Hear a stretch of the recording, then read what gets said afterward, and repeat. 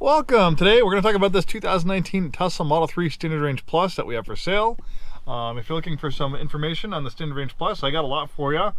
We sell lots of Teslas here at Infiniti of Tacoma. We have a very big pre-owned business, and pre-owned Teslas sell very well for us. So I usually have about 8 to 10 in stock at any given time. And I actually own a 2019 Tesla Standard Range Plus myself. I've owned it for a little over a year and a half. I was so impressed with Teslas, driving them and, doing videos and stuff on them with our used car department that I ended up buying one myself. So I was sold on the product. So we'll talk about that. And luckily for you, unlucky for me, about 2 years ago when I bought my Tesla, the market was very different.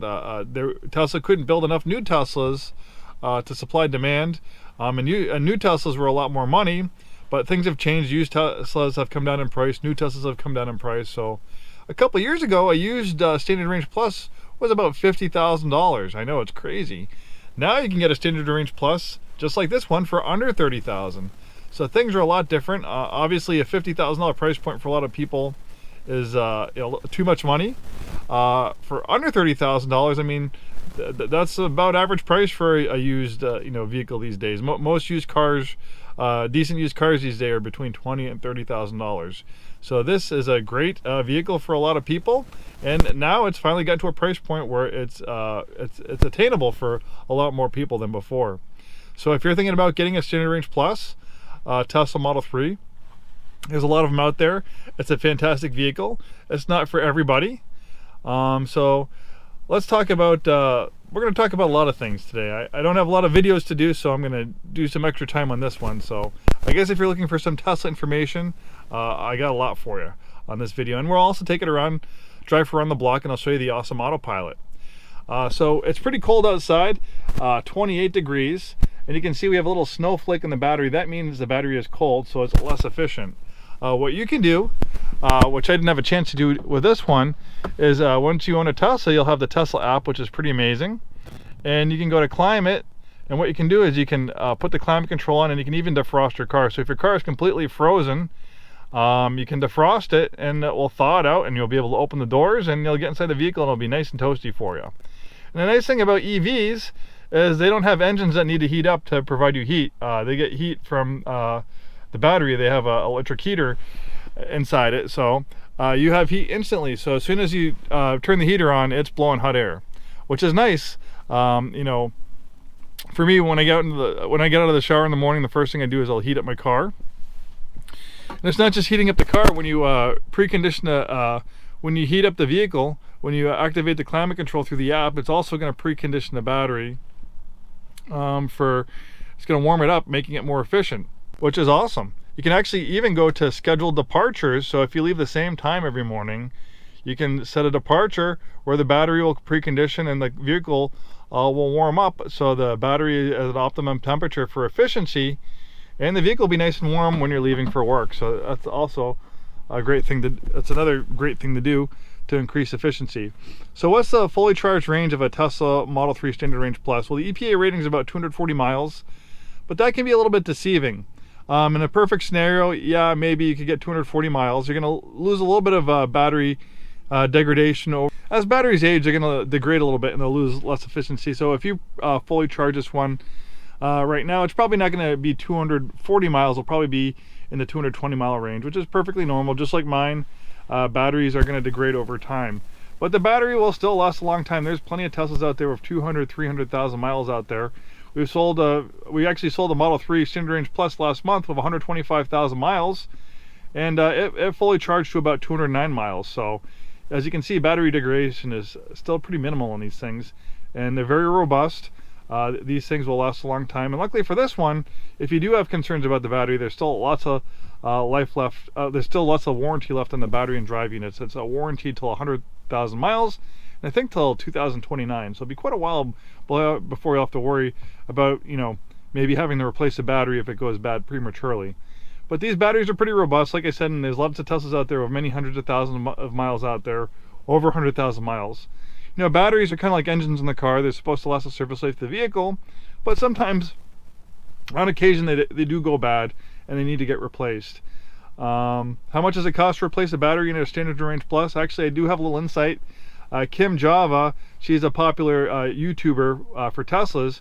She was interviewing an Uber driver who bought a Standard Range Plus and drove it for a year, put about 100,000 miles in 1 year on his Tesla. He was charging it to 100% and he was fast charging it twice a day. His battery prematurely went bad and it was out of warranty. Tesla Service Center installed a refurbished battery for about $9,000, which isn't too bad. Some people throw out numbers like $20,000, $30,000 for a refurbished battery. The Standard Range Plus doesn't have a big as battery as some other Teslas, so it's probably a little bit cheaper to replace. And then there's not just Tesla service centers, there's actually aftermarket companies popping up that can repair or install a remanufactured battery, kind of like what they do of Priuses and stuff like that. So there are some options. So the earlier Standard Range Pluses, now they just call them Tesla rear-wheel drives. They have different battery chemistry. So back in the day, in 2019, these use lithium-ion batteries. Lithium-ion batteries are a little bit more energy dense.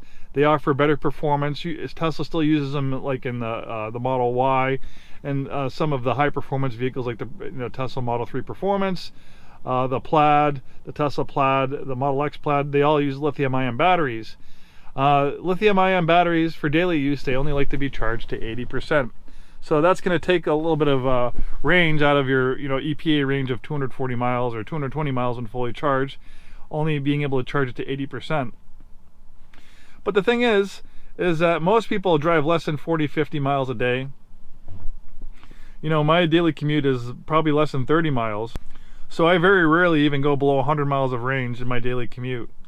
And that's the thing is this, most people are concerned about range. Well, most people don't drive more than 100 miles a day, so it's going to not really be a factor for most people.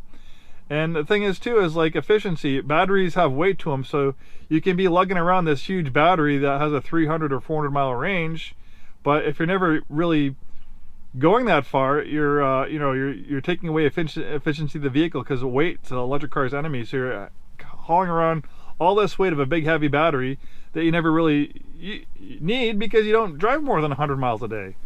So that's kind of a happy medium.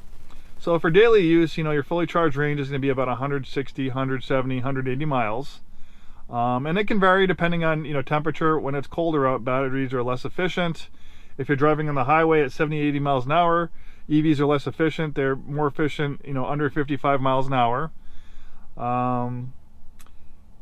Things like that. If you have the heat on full blast or the air conditioning on full blast, things like that can also reduce efficiency. But if you do want to go on a road trip, it's perfectly fine every once in a while to charge the battery to 100%. And the ace in the hole that Tesla has that the other EVs don't have is the proprietary supercharging network. We have lots of superchargers. We can use the navigation system. We can hit this lightning bolt right here, and it kind of shows all our charging options.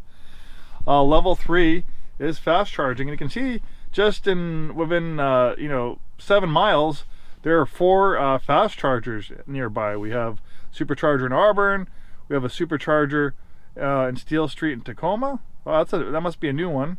12 stalls available. Yeah, it must be a new one. 250 kilowatts. Supercharger in Federal Way, 5.3 miles away, and supercharger in Tacoma, also 5.3 miles away. And it shows you how many stalls are available. That's 2 stalls available, 3, 12 stalls available. Must be brand new. People haven't caught wind of that one yet. That one has 8 stalls available.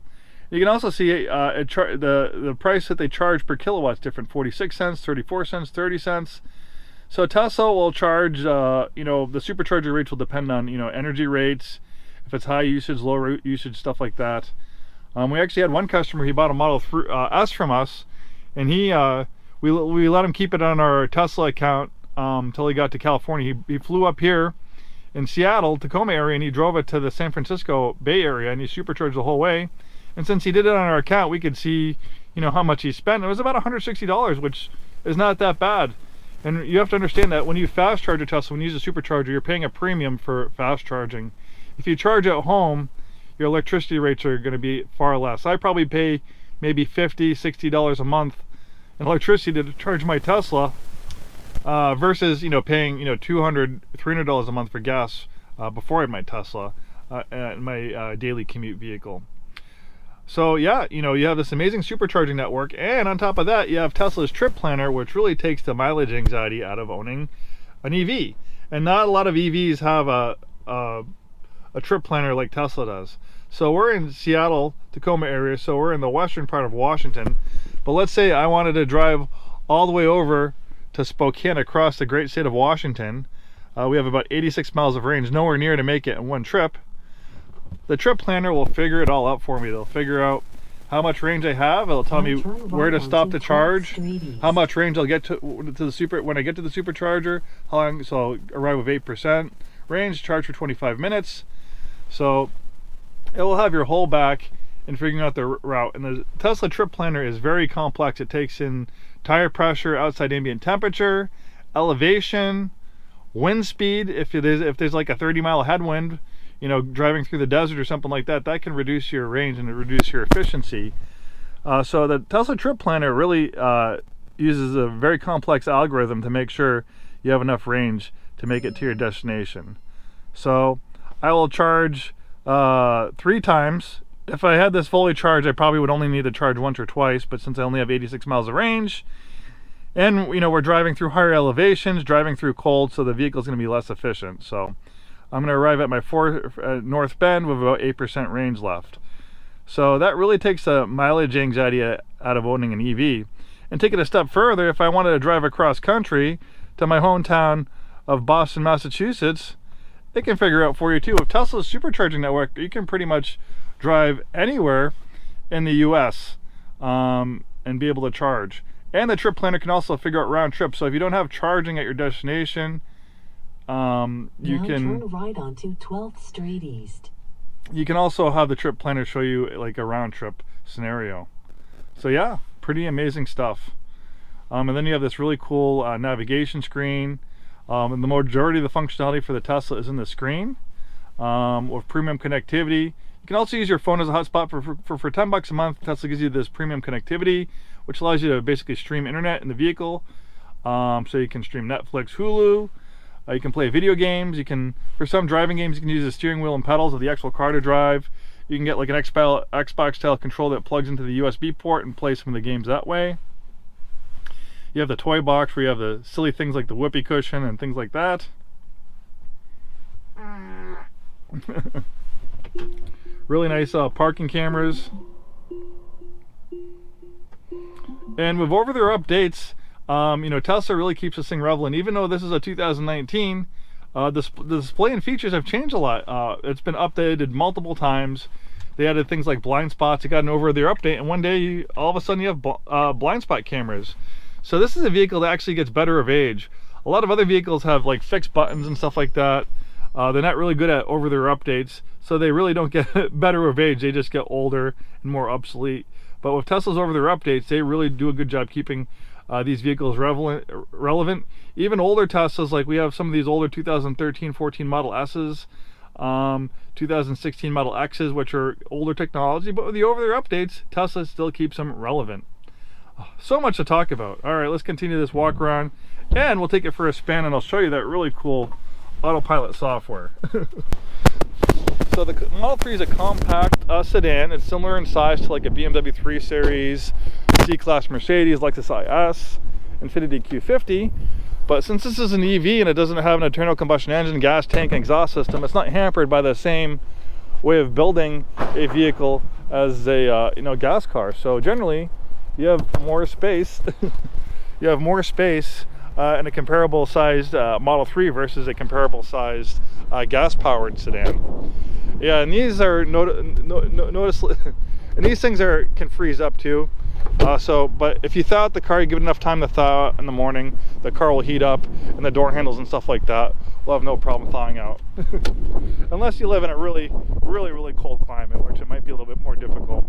Obviously, the best thing to do for the car and the battery is if you can park it in a garage, which will keep the vehicle and the battery a little bit warmer.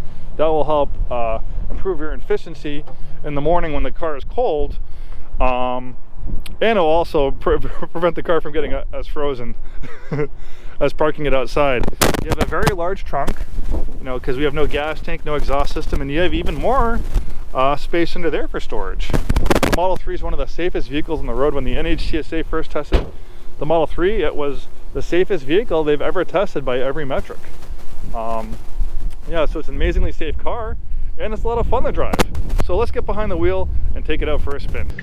All right, we're taking this 2019 Tesla Model 3 Standard Range Plus out for a drive. And since we have these Virgin superchargers that Tesla just built, let's take it over to the Tesla charger and check it out, the supercharger. So I'm going to navigate to the supercharger. Right onto Alexander Avenue East. It's always good to navigate to the supercharger, even if you know where it is, because you can see right here, it's preconditioning the battery for fast charging. So it's going to heat the battery up, get it to a happy temperature, so when I get to the charger, it's going to charge as efficiently and, more importantly, as quickly as possible, so you can kind of get back on the road and get to your destination. So when you use the premium connectivity, when you subscribe to it, you get these live Google Maps with traffic updates. So it does provide you with a little bit better route planning when you have the premium connectivity, because of the traffic updates that can avoid congestion. I use it a lot in my daily commute, because sometimes it'll actually navigate me a different direction on a specific day. Maybe there's an accident, there's just more congestion or traffic that day. So sometimes my route, my home or dropping my kids off at daycare might be a little bit different just based on the traffic update. So it's a really cool thing to use as well. All right. And one of the things that you notice right away when getting behind the wheel of an EV and a Tesla is how smooth and quiet they are. There's no vibration from an engine, no gear changing, and you have instant thrust. I'm gonna mess with throttle right now, and this thing is just taking right off. Even though this is one of the slower Tesla products, nowhere near as fast as a Plaid, it's still very quick. 0 to 60 is a little over 5 seconds. Top speed's 140 miles an hour. You actually get a little bit better performance with these older lithium-ion battery-powered Model 3 Standard Range Pluses versus the newer versions which use LFP batteries, which is a different battery technology. Batteries are kind of like the engine in the car. You can have the performance battery like the lithium ions, or you can have the more economical batteries which are cheaper to produce, like the LFP, which stands for lithium iron phosphate. And since we're on the highway, this is a great segue into the amazing Autopilot, which is traffic aware cruise control. So I'm gonna take this stock, I'm gonna push it down. The steering wheel is now highlighted in blue, so that means we're on Autopilot. Autopilot allows the vehicle to brake and accelerate and steer in its own lane. There are limitations for Autopilot. It's mostly designed to be used on highways like this, but it is actually pretty good on back roads. I can use it on 2-lane loads. It's what we call a nag. It's just telling me, hey, jiggle the wheel a little bit, show me you're paying attention. If you don't react to the nags, it will disable the Autopilot until the next driving session. You'd have to stop the car, put it in park, and drive again before we'll let you use Autopilot. Kind of puts you in a little restriction. And you can use the scroll wheel right here to adjust how fast you're going. Sometimes if you're not in the highway, it will limit you to 5 miles over the speed limit. But where in highways like this, it'll let you put it at any speed you want, pretty much, within reason. I've never tried going 100 miles an hour, but let's see where it'll stop me. Looks like it maxes me out at 85. I'll slow it down. Yeah, voice guided navigation. Obviously you can mute the voice guidance. Looks like we need to adjust the tire pressure. Oh, so yeah, one tire is a little bit below 40 psi. Generally Tesla likes the tires to be at 45 psi cold. If they go a little bit lower, it's not the end of the world. The ride's gonna be a little bit firmer at 45 psi, but the higher tire pressure will give you less rolling resistance, which will increase the efficiency of the Tesla. Teslas are extremely efficient. The battery in this Tesla probably holds as much energy as about 2.5 gallons of gas. So it doesn't take much in the ways of you know, temperature fluctuations, tire pressure to make you know, changes to the efficiency and ultimate range of the Tesla. That's the amazing thing about EVs. Even though this has enough energy, only about as much energy as 2.5 gallons of gas when fully charged, just with how efficient it is versus a gas car, it's able to, you know, go 200 plus miles on a full charge. So Autopilot's not full self-driving. It's not going to stop for stop signs. It's not going to stop for red lights. It's just going to basically steer you in your own lane. You can get a lot of mileage out of it, especially in stop and go traffic.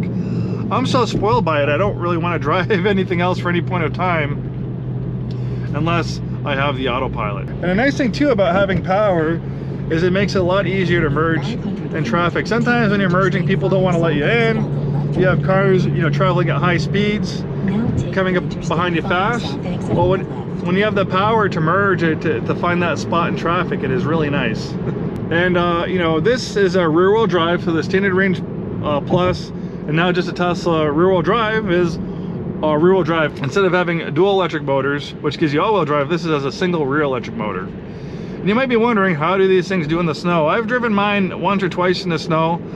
Obviously, it's not going to do as good as an all-wheel drive Tesla or an all-wheel drive car, but it actually has pretty decent rate distribution. Usually in a rear-wheel drive gas car, you have the weight of the engine in the front, and you have the power going to the rear wheels, which doesn't give you very much traction because all the weight's on the front of the car. But since this doesn't have an engine in the front, the distribution of weight is a lot better than a rear-wheel drive front-engine gas car, so that gives you a little bit more weight over the rear wheels. You can get snow tires and chains, which will also help in low traction situations. We've had some people comment on the YouTube page that they've put winter tires on their Teslas and it worked perfectly fine. But yeah, obviously if you drive a lot in the snow, maybe you'd want to look at getting a long range all-wheel drive Model 3 versus a standard range plus. But if you live in a Puget Sound area like here, where we only get, you know, snow once or twice a year, you don't live on a hill that ices over, or driveway that ices over, you don't go over the mountain passes, you don't ski or do winter sports, you'll probably be perfectly fine in most cases with rear-wheel drive. And an EV like this complements a house or home of other vehicles very nicely. Like in our home, we have 3 cars. We have a big 12-passenger van, which we use for you know, family stuff, moving, camping. I have a band hauling band equipment, things like that going to the dump. So I'm able to just use that for times when I need the van, not using it for commuting because it's not very efficient, it's big, it's heavy, and I can keep the miles on it and keep that in the family for a long time. Then we have an Infiniti FX37, which is an all-wheel drive SUV, so if I need to drive in the snow, I'll take that. But it only gets about 15.5 miles per gallon. So obviously the Model 3 is going to be much better for commuting, and I like my Infiniti. It's a cool, you know, performance crossover. It's kind of a classic Infiniti product, so that's something I can keep the miles down on and keep for a long time. What people don't always think about when buying an EV or Tesla is not just the money that you'll save on you know, using electricity versus gas, but it's also the money that you're going to save on maintenance.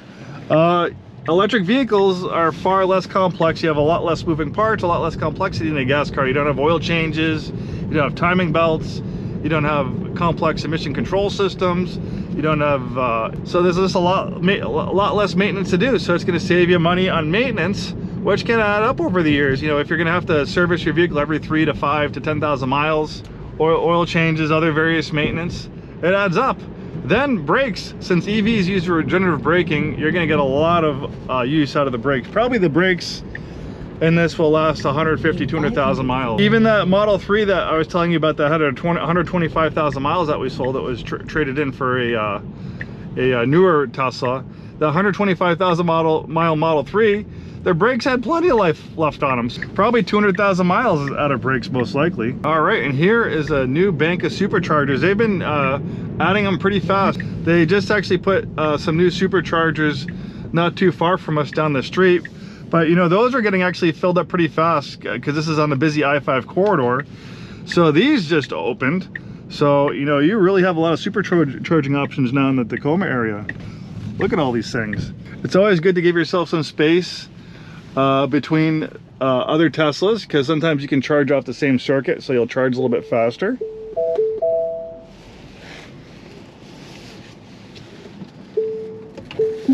And once you have the Tesla on your account, charging is really easy. You just get out, you take the charger, you hit this button right here, pop it open. Uh-oh, there we go.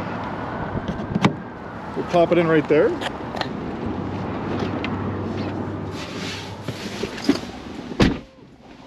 And we're charging. Easy as that. You don't have to mess with a credit card. You don't have to get an app to activate the charger. With Teslas, the car will automatically, the charger will automatically recognize your car, know that you have an account with a credit card attached to it. All right. So the battery is still cold, so it's not fully preconditioned for the fastest charging as possible. So at 80%, the charge limit's 178 miles. We're charging at 49 kilowatts, which is pretty low. These things are rated up to 250 kilowatts. But probably because my battery is cold, it's cold outside, these things aren't charging as efficiently as possible. I'm hoping that as this starts charging, it'll heat up the battery and the efficiency will definitely improve. But you can see, just in a short amount of time, we've already added 3 miles of range. So you don't always have to stop and charge the whole time. Even at, like the emptier the battery is, the faster it charges. Like I could come in here with about 20 miles of range. I can go inside for 10 minutes, come back out, and I'll be at 80, 100 miles of range just that fast. And Tesla's pretty good about installing superchargers in areas where there's a lot of shopping malls, stores, and stuff like that, coffee shops.